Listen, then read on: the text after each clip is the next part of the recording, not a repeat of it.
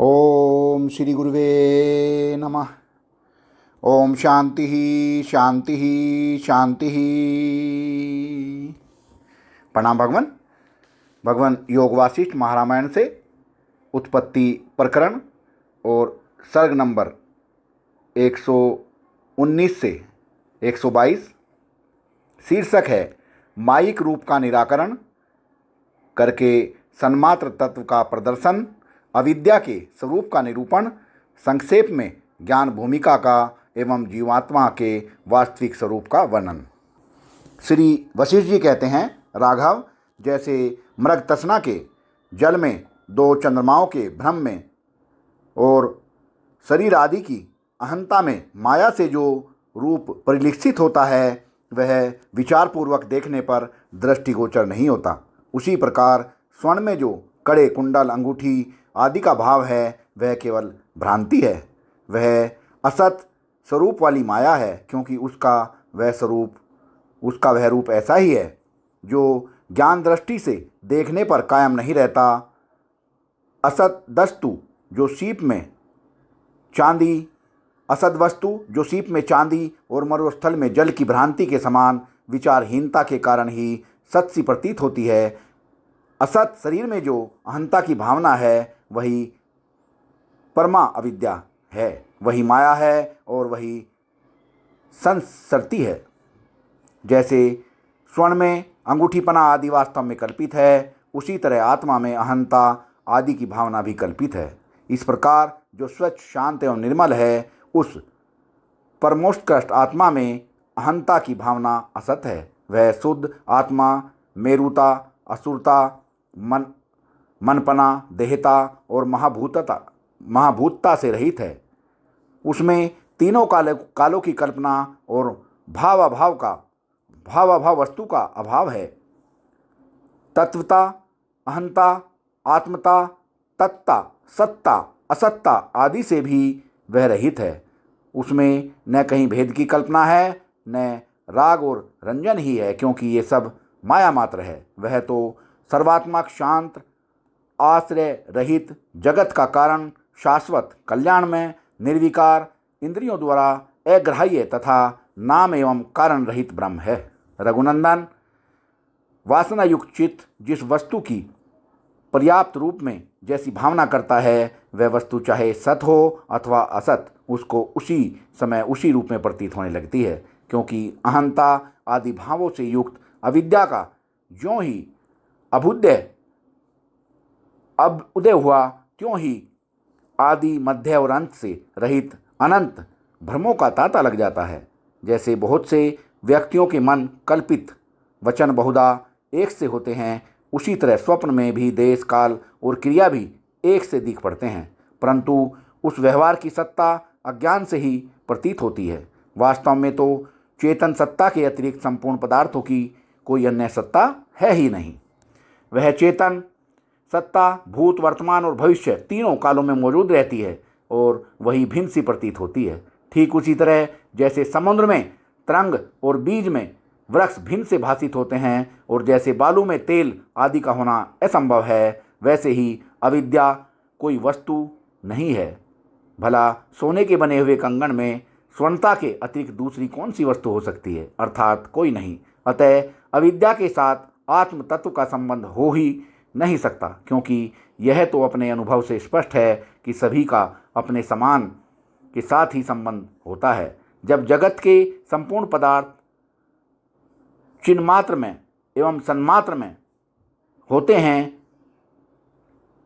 तब वे भाव परस्पर अपने अनुभव के बल पर प्रकाशित होते हैं। विषम पदार्थों का निरंतर साक्षात संबंध होना असंभव है, और परस्पर संबंध हुए बिना आपस में अनुभव भी नहीं हो सकता।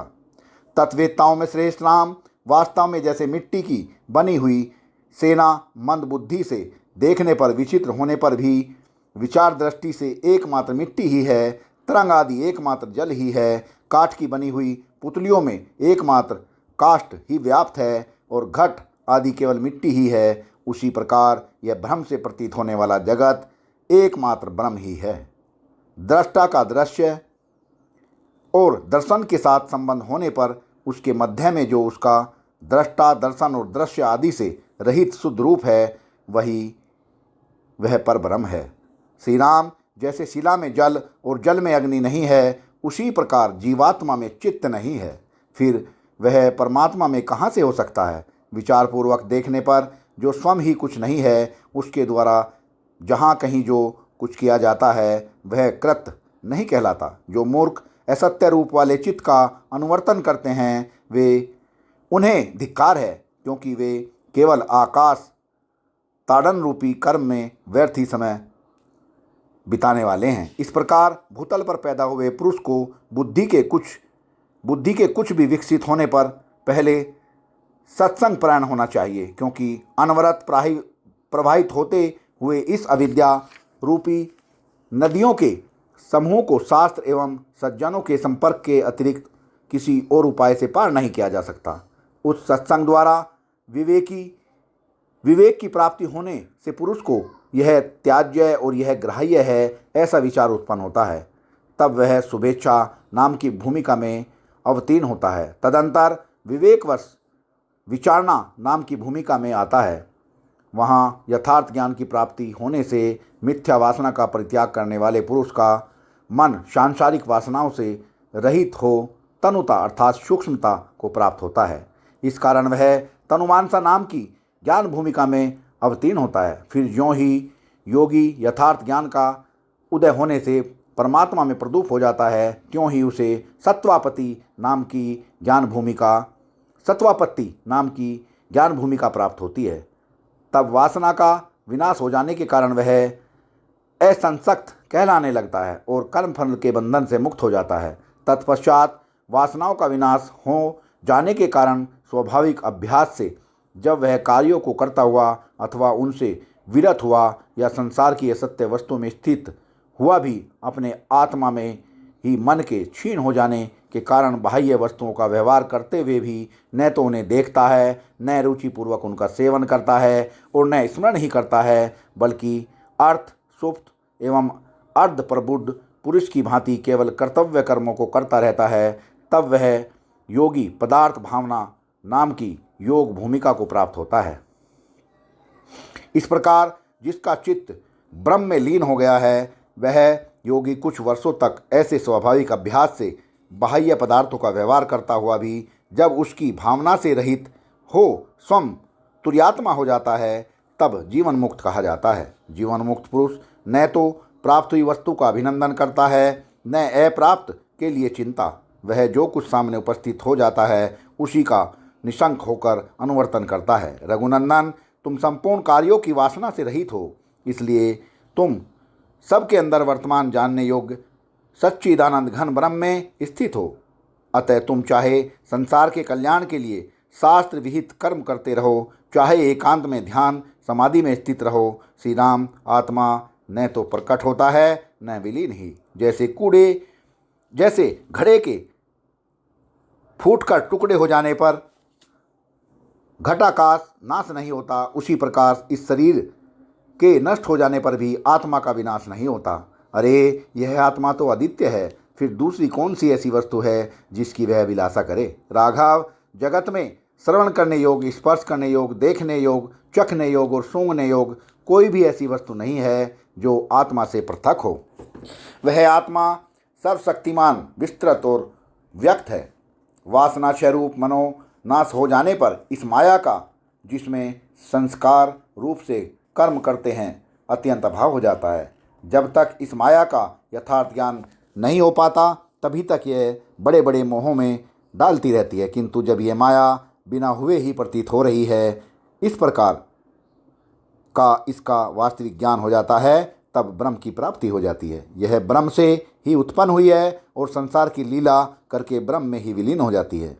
रघुकुलभूषण राम जैसे तेज से सभी प्रकाश आविर्भूत होते हैं, उसी तरह कल्याण में रूप रहित अप्रमेय और विशुद्ध ब्रह्म से सभी प्राणी उत्पन्न हुए हैं। जैसे पत्ते में उसकी नसें, जल में तरंग समूह, स्वर्ण में कटक कुंडल आदि और अग्नि में उष्णता आदि व्याप्त है, उसी प्रकार यह त्रिलोकी उस ब्रह्म में स्थित है, उसी से उत्पन्न हुई है और उसी में विलीन हो जाती है।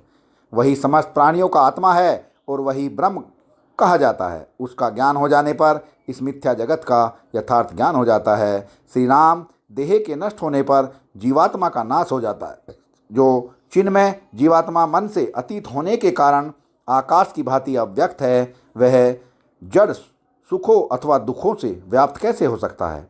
उस चिदात्मा में जो सबका साक्षी, सर्वत्र सम, निर्मल और निर्विकल्प है, ये सभी जगत किसी प्रकार की इच्छा के बिना ही उसी प्रकार प्रतिबिंबित होते हैं जैसे दर्पण में पदार्थों का प्रतिबिंब।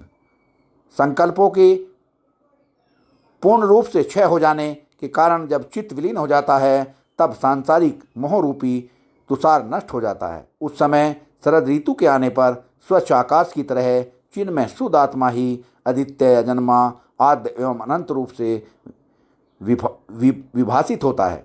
जैसे महासागर में जल लहरियाँ उत्पन्न होती दिखती हैं और तुरंत ही विलीन हो जाती हैं, उसी तरह यह मिथ्या मन स्वयं अपने अधिष्ठान भूत चेतन की स्फूर्णा से युक्त होकर सत्सा दिखाई देता है और साक्षी भूत चेतन में बारंबार उत्पन्न होकर विलीन होता रहता है। सत्संग को विराम देते हैं भगवान। प्रणाम भगवान।